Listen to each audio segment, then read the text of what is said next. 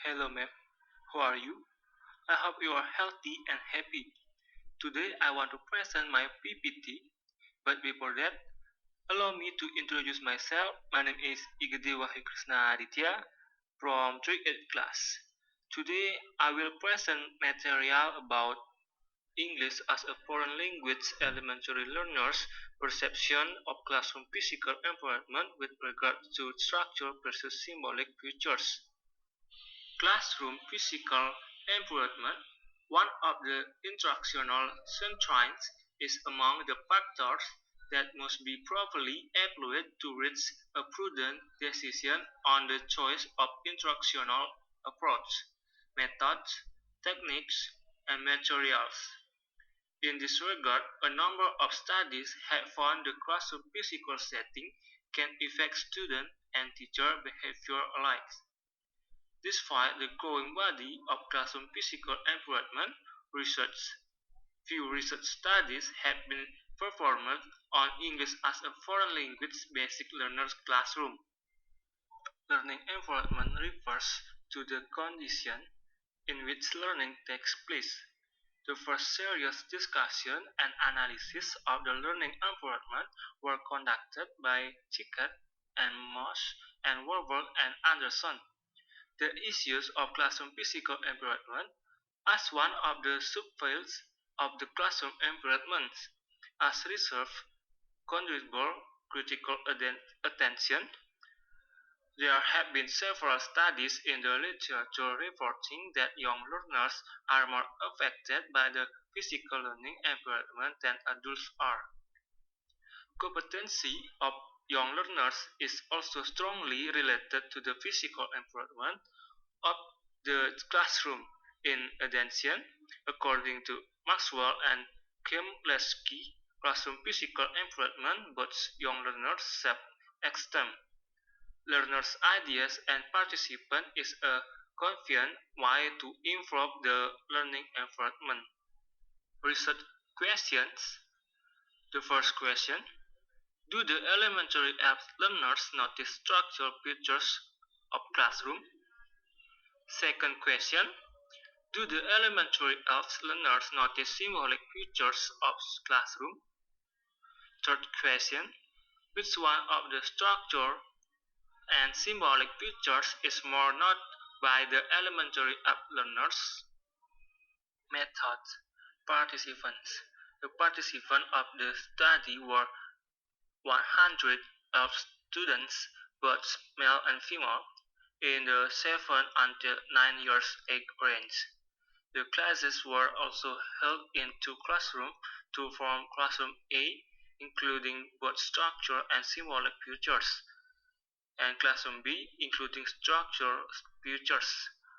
The total number of students in the Classroom A was 15, and there were 15 participants in Classroom B. Instrument: two types of classroom were used, both of which were equipped with the same structural features but had different symbolic features. The symbolic features were classroom layout and ornamental materials. An adapted questionnaire from Hill and Epps was used to gather data about the student perspective. The adapted version of this questionnaire includes 22 items on a 5-point Likert tips scale, ranging from 1 to 5. Additionally, the questionnaire was translated into the learner's native language to eliminate ambiguity in answer. The items of the questionnaire were divided into 6 groups in which seating, acoustic, lighting, and thermal comfort fall into the category of structural features, and classroom layout and ornamental material are categorized as the symbolic features. Okay, the following tables of data for research. Procedure: in the first phase of the study, the research instruments were piloted in another institute, and their experienced primary level teachers were invited to offer comments and refinements. 3. After Both classrooms were equipped with the same structural features, although Classroom A was also decorated with the symbolic features.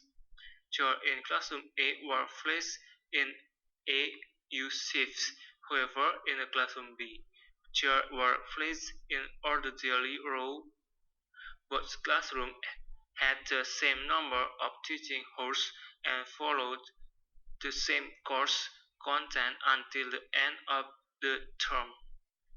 Result: the descriptive statistics for seating, lighting, acoustic, and thermal comfort in both classrooms.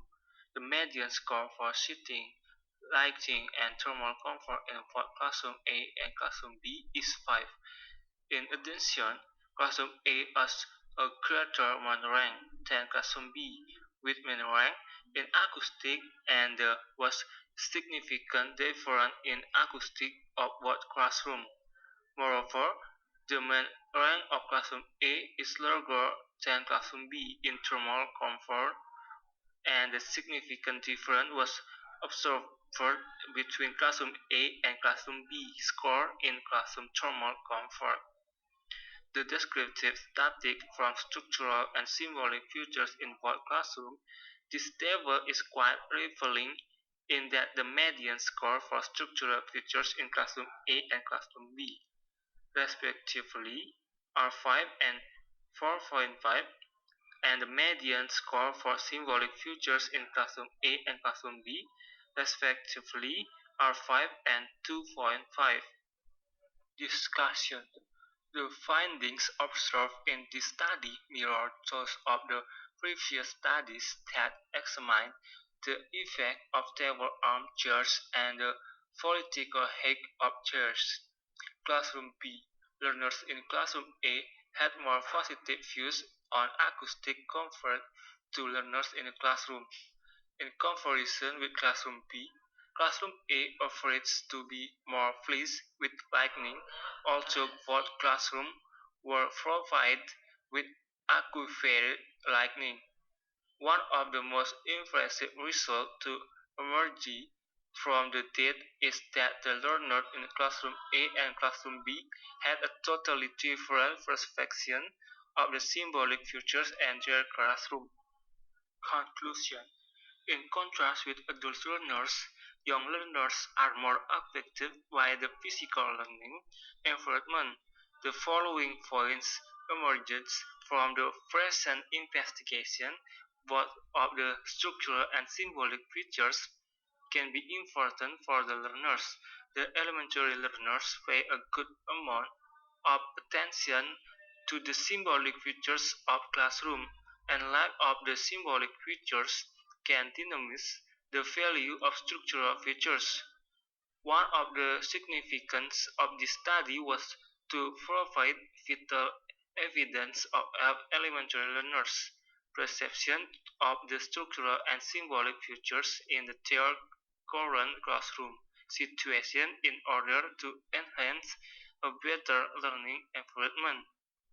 Moreover, it is meant to further enhance awareness about the importance of the elementary learners' classroom physical environment and to improve classroom design in line with the learner's age.